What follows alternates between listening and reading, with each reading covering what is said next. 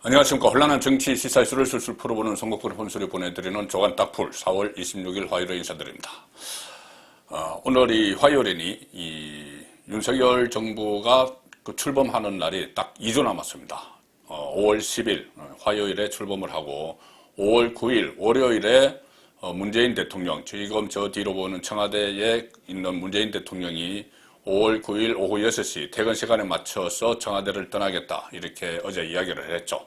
자, 그런데 청와대를 2주 있으면 나갈 문재인 대통령이 어제 기자간담회 또 방송에 출연해서 국민의 부활을 지르는 그런 이야기들을 또 했습니다. 잠시 후에 소개해드리고, 일단은 오늘 주요 신문의 일면 톱은 검수완박 다시 충돌 관련 기사입니다. 이 권성동 국민의힘 원내대표가 좀 섣불리 합의를 해줘 버렸죠. 그래서 그 문제점이 법조계로부터 일어나기 시작을 했고, 지적이 일어나기 시작했고, 윤석열 당선인이 침묵을 깨고 본인이 직접 말을 한 것은 아니지만, 국민 앞에 말한 것은 아니지만, 다른 측근들을 통해서, 참모진들을 통해서 이 검수완박 법안에 대한 부당성을 이야기를 했습니다. 과거에 처음에 작년에 이 문제가 불거졌을 때 검수완박은 부패 완판이다. 검수완박 검찰 수사권을 완전 박탈을 하면은 부패가 완전히 판칠 것이다. 그런 이야기를 했었죠. 그 연장선상에서 이 합의안에 반대를 했습니다. 그래서 검수완박 다시 민주당이 단독으로 강행 처리하는 수순을 밟기 시작했습니다. 자, 동아일보 일면 톱기사는 윤석열 부패 완판 이 입장에 여야 검수완박 다시 충돌. 어제 국민의힘 최고위원회의에서 이 합의안에 대해서 원점에서 재검토하기로 했죠. 자, 그래서 민주당은 어제 밤늦게 법사위를 다시 열어서 또 이 법안을 단독 처리하기 위한 수순에 들어갔습니다. 그래서 다시 충돌을 하고 있다. 이 기사입니다. 윤석열 당선인이 이 안에 대해서 이대로는 안 된다, 조정이 필요하다 이렇게 우려를 나타냈고, 그래서 어제 국민의힘 최고위원회 회의에서 재논의를 하자 이렇게 했는데 민주당은 그럴 수 없다 일축을 하면서 지금 새 정부 출범을 앞두고 다시 전국이 급격히 얼어붙고 있습니다. 지금 그 문제가 되는 것은 뭐 여러 가지 이 법안 자체가 아예 이 검찰 수사권을 박탈을 해서 그동안 검찰이 하고 있던 문재인 정권 주변 또 이재명 전 후보 주변에 대한 수사를 못하도록 막자 이 차원인데, 뭐 검찰 개혁이라는 이 미명도 있죠. 자, 그 차원인데 그 중에서도 특히 지금 문제가 다시 불거진 것이 검찰이 해오던 6대 범죄 수사 중에서 공직자 범죄와 선거 범죄를 빼버린 부분. 그래서 그러니까 자기 보호 아니냐, 정치인들 자기 보호를 위해서 이 두 가지 선거 범죄, 공직자 범죄를 빼버렸다. 그래서 문제가 제기가 되는 것이죠. 국민의 이 분노가 또 여기에 집중이 되고 있습니다. 그래서 이것을 다시 논의하자 이렇게 했는데 민주당은 그럴 수 없다. 우리 안대로 그렇다면 밀고 나가겠다. 아니면은 뭐 본인들이 원래 했던 안이나 아니면은 이 합의한 안 이것을 그대로 밀고 나가겠다는 겁니다. 172석을 가지고 있으니 그렇게 할 수가 있죠. 그리고 이것을 또 속전속결로 하려고 합니다. 왜 그러냐면은 이것도 빨리 해야지, 문재인 대통령이 있을 때 해야지 거부권을 행사를 하지 않죠. 윤석열 대통령이 되면은 거부권을 행사할 게 분명하기 때문에 문재인 있을 때 하려는 겁니다. 그래서 28일이면 목요일인데 목요일엔 끝내겠다. 그리고 5월 3일 날 마지막 국무회의에 올리겠다는 겁니다. 조선일보 일면 톱입니다. 검수완박 재협상 없다. 민주당은 강경하게 28일 끝내겠다. 그리고 마지막 국무회의에서 거부권 없이 공표하겠다. 그런 수순을 다시 밟기 시작을 했습니다. 법사위 소위원회 중재안 심사를 어젯밤에 이미 착수를 했습니다. 곧바로 법사위 소위를 어제 바로 가동을 해서 법안 심사에 착수하면서 밤늦게 또 양쪽이 충돌을 했습니다. 여야가. 자, 그리고 이 사진, 조선일보 일면 톱 사진은 한덕수 총리 후보자 혼자서 이 청문회장에 어제 첫 청문회가 시작이 됐는데 청문회장에 한덕수 총리 후보자 혼자서 그냥 덩그러니 앉아있는 사진이죠. 양쪽에 의원들이 없습니다. 민주당 의원들이 없습니다. 민주당, 정의당 의원들이 없습니다. 어제 보이콧했죠. 보이콧을 한 이유는 자료 제출 미비인데, 자, 일단 중앙일보 신문 기사 보시면은 어제 한덕수 청문회를 하긴 했는데 오전에 40분, 오후에 16분 입실험 끝에 파행했다.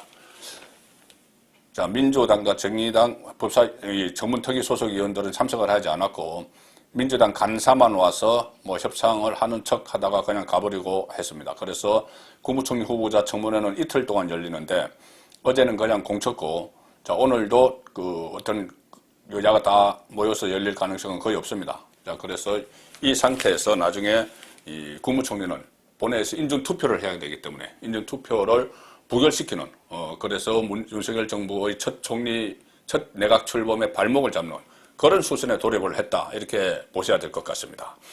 뭐, 핑계는 있겠죠. 왜 인사청문회를 보이콧하느냐. 자료 제출을 불성실하게 했다. 자료 제출. 이것은 청문회 때마다 있는 일이죠. 그런데 이것은 청문회 때마다, 청문을 시작을 하면서 의사진행 발언을 통해서 TV로 생중계되는 가운데 국민들에게 이 청문 대상자가 자료 제출을 미흡하게 했다. 그리고 경고를 하고 언제까지 제출하라고 하고 다짐을 받고 시작하는 게 지금까지 인사청문회 관례입니다. 그런데 인사청문회 전날에 완전히 이 자료가 부실해서 못하겠다. 이렇게 해버린 것은 목적이 있는 것이죠. 이것을 부결을 시켜서 윤석열 정부의 발목을 잡겠다. 이 의도입니다. 그리고 이 자료 제출을 요청한 자료가 지금 1090건을 요청을 했습니다. 한독수와 관련해서 여러 가지 자료 제출 1090건을 요청을 했는데 문재인 정부 때 국무총리 세 사람이 인사청문회를 할 때 뭐 이낙연, 뭐 정세균, 김부겸 할 때 요청된 자료 건수는 200건 내지 300건. 그러니 한 서너 배 정도 더 많이 자료를 신청을 했고 요청을 했고 한 독수에 대해서. 그리고 그 자료 중에는 뭐 40년 전에 받았던 첫 월급 명세서 뭐 이런 게 있습니다. 그리고 40년 뭐 한 30년 전에 돌아가신 부친과 관련된 뭐 자료들 이런 것까지 그 요구를 했습니다. 자, 그렇게 하니 그 국민의힘 전주의 의원은 이렇게 비교를 했죠. 겨울에 산딸기를 구해오라는 것처럼 답변 불가한 자료 제출 요구도 많다. 자, 그래서 이렇게 자료 제출을 요구하는 것은 저도 국회 출입할 때 많이 봤지만, 가령 예를 들어서 어떤 부처에 대해서 전 직원의 무슨 뭐 신상명세서를 내라 이런 자료 제출도 간혹 있습니다. 한 10,000명 이상 되는 그것은 결국은 하지 말자는 이야기죠. 하지 말자는 이야기입니다. 그리고 명분은 자료 제출 불실 이렇게 해서 파행을 시키는 그 수법을 지금 마지막까지 민주당이 쓰고 있는 겁니다. 자, 어쨌든 이 상황에서 그래도 정부는 출범을 하겠죠. 뭐 한독수 후보자가 어떻게 인준안이 뭐 어떻게 될지 아직은 모르는 이야기고, 또 한독수는 노무현 정부에서 발탁을 했고, 김대중 정부에서 통상교섭본부장으로 발탁을 했고, 노무현 정부에서 국무총리까지 했기 때문에 무작정 반대하기도 좀 그럴 겁니다. 민주당 입장에서.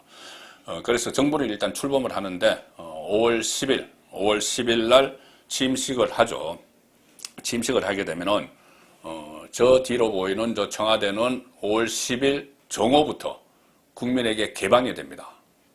그래서 윤석열 대통령은 이 집무실을 새로 마련한 용산 집무실로 출근을 하죠. 그 다음 날부터. 자, 새 집무실 이름, 어제 윤석열 당선인이 월스트리트 저널과 인터뷰에서 새 집무실 이름은 피플스 하우스로 했으면 좋겠다. 피플스 하우스. 이렇게 되면은 지금 저 뒤에 청와대는 블루 하우스, 말 그대로 푸른색 집. 그래서 BH, 보통 다들 그렇게 부르죠. 어떤 정부 문서에도 청와대를 약자로 해서 BH 이렇게 표기도 합니다. 블루하우스. 그렇게 되면은 앞으로 새 집무실 이름은 피플스 하우스가 된다면, 역시 윤석열 당선인의 이야기입니다. 월스트리트 저널과 인터뷰에서. 그러면 앞으로 약자가 PH 이렇게 되겠죠. BH 대신 PH 이렇게 될 텐데, 지금 공모를 했습니다. 새 집무실 이름에 대해서 공모를 했는데 한 10,000건 정도가 접수됐는데 대부분은 이런 겁니다. 국민의 집, 국민관, 애민관 이렇게 국민이 들어간 이름이 많다.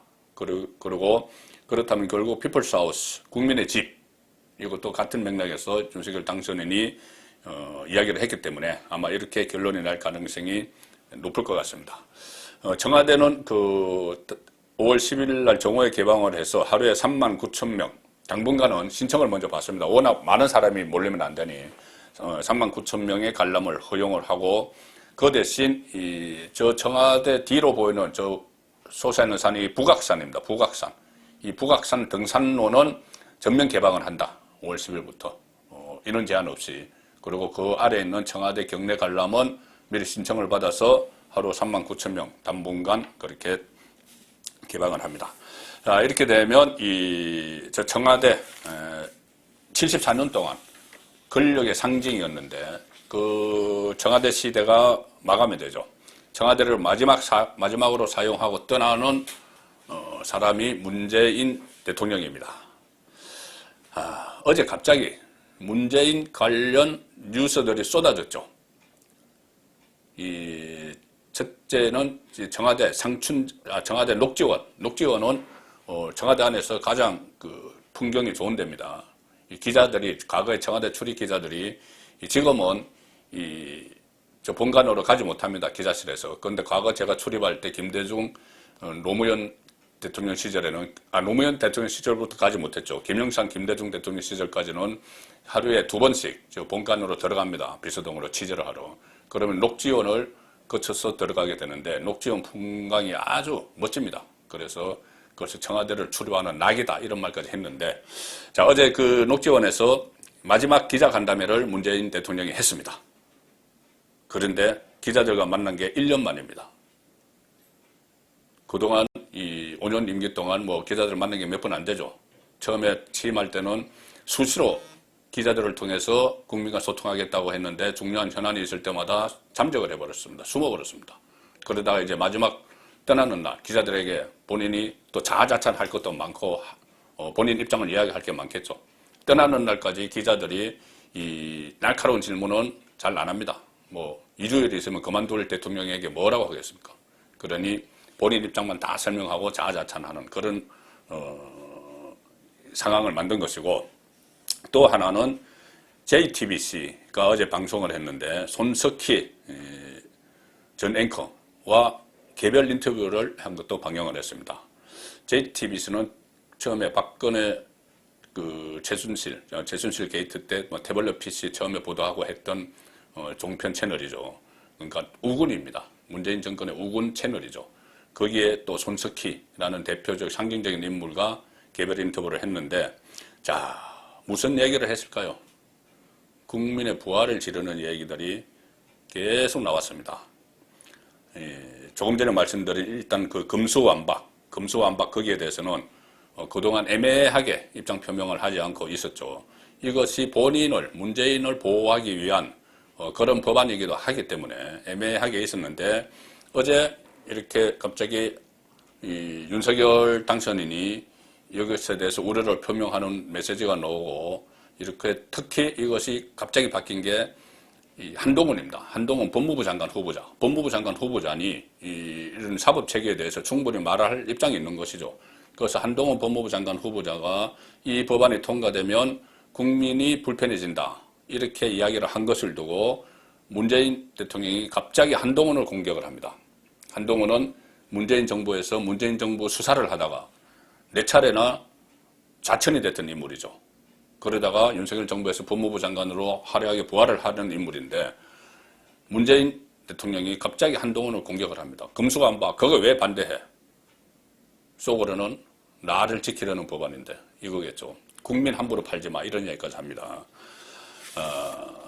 한국일보 6면 보시면은 문 대통령 이것을 제목으로 뽑았습니다. 한동훈을 직격했다. 금수완박 저지 발언 위험하고 부적절하다. 그러면서 갑자기 한동훈을 직격을 합니다. 아무래도 한동훈이 윤석열 당선인이 후보 시절에 이야기했던 문재인 정부가 쌓은 신적폐 수사가 필요하다, 청산이 필요하다고 이야기한 적이 있는데, 그것을 실행할 인물이 법무부 장관 한동훈이겠죠. 자, 한동훈은 또 법무부 장관은 만약에 금수완박이 되더라도 이 상설 특검을 직권으로 지명을 할 수 있는 그런 권한이 있습니다. 가령 예를 들어서 울성 원전 경제성 조작 사건, 아니면은 울산시장 부정선거, 이 사건에 대해서 직권으로 상설 특검을 지정을 해서 수사를 할 수 있는 것이죠. 문재인을 겨냥해서. 자, 그렇기 때문에 인지 몰라도 한동훈을 공격을 합니다. 이렇게 이야기합니다. 이것은 자기 편인 손석희 전 앵커와 인터뷰에서 한 말입니다. 윤석열 당선인의 최측근 한동훈 법무부 장관 후보자가 검수완박 법안은 반드시 저지돼야 한다고 한 데 대해서 문재인 대통령이 이야기합니다. 위험하고 부적절하다. 이렇게 이야기합니다. 그리고 이 한동훈 후보자가 국민 피해를 막겠다. 이렇게 언급을 한 것을 두고 문재인이 이렇게 이야기하죠. 편하게 국민을 덜 먹이면 안 된다. 왜 국민을 당신이 덜 먹이느냐.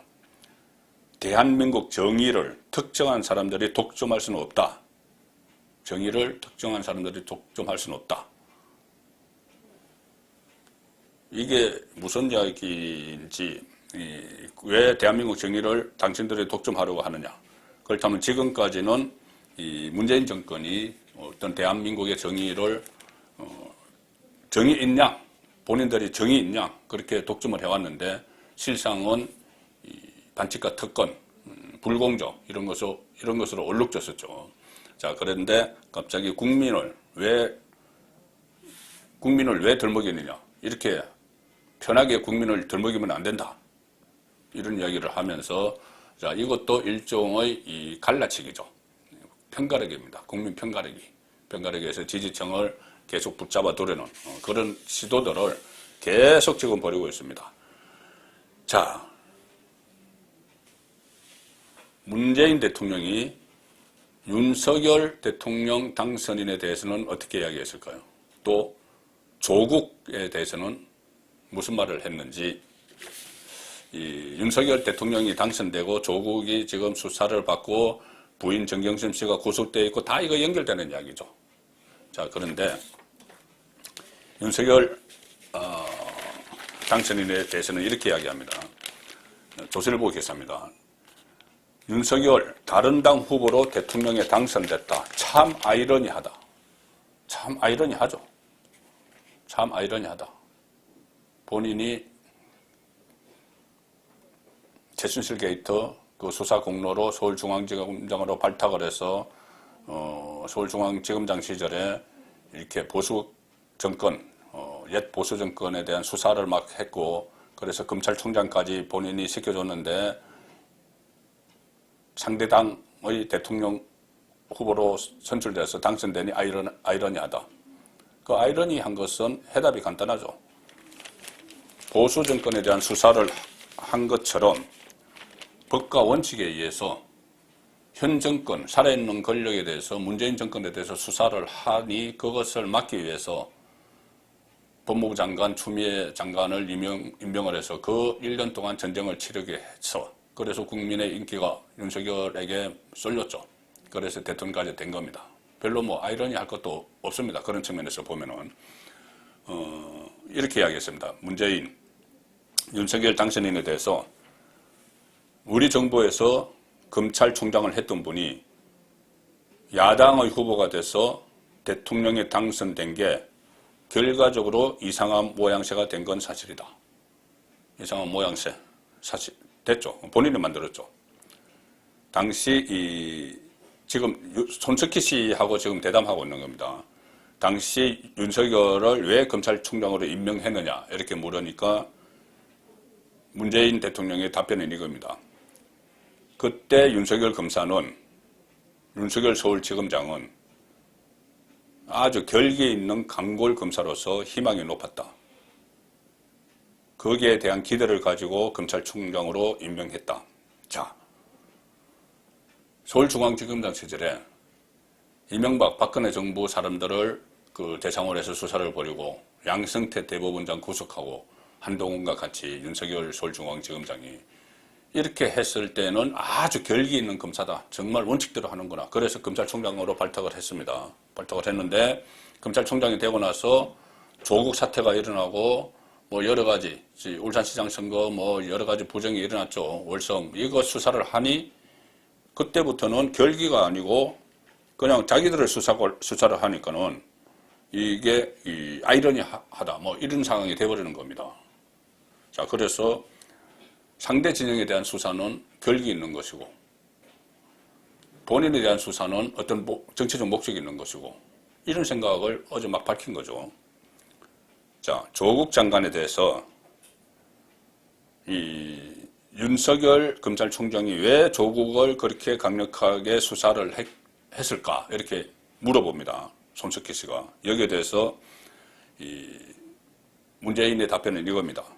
그 당시 흐름을 주도한 게 차기 대통령이기 때문에 제가 섣불리 판단하긴 어렵다. 지금 윤석열 당선인이 그 수사 흐름을 주도를 했기 때문에 섣불리 말할 수는 없다. 뭐 이렇게 일단 전제를 하면서 검찰로서는 범죄 단서가 있으면 수사할 수밖에 없다. 그러나 공교로운 부분이 많아서 그게 목적이나 의도가 포함됐다고 볼 수 있는 것이고 아직은 단정하지 않겠다. 말을 참 비틀어가면서 했죠. 결론은 이겁니다. 정치 수사한 것 아니냐, 윤석열. 정치적 목적 가지고 수사한 것 아니냐. 이 이야기를 하는 겁니다. 이 이야기를 하는 건데 현직 대통령이니 그렇게 노골적으로 말을 하지 못하니까 공교로운 부분이 많아서 그게 목적이나 의도가 포함됐다고 볼 수 있는 것이고 이런 식으로 이야기하는 거죠. 정치 수사를 했다. 보수 정권에 대한 수사는 결기에 있는 수사고 본인 주변에 대한 수사는 정치 수사다. 이렇게 몰아붙이는 겁니다. 더 이 부활을 지르는 것은 조국에 대한 이야기입니다. 조국. 조국과 그 가족에 대해서 이렇게 이야기합니다. 그 사람, 그 가족들이 겪었던 고통들은 마음이 아프다. 자, 그 다음부터 잘 들어보십시오.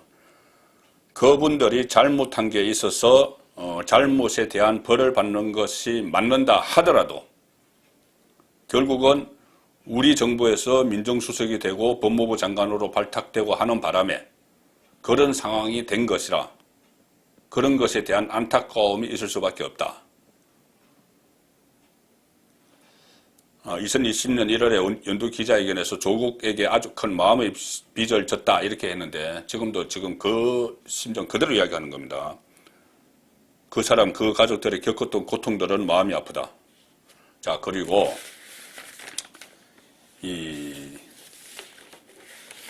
지금 어떻게 보면은 지금 이것이 문재인의 진심일 수가 있습니다.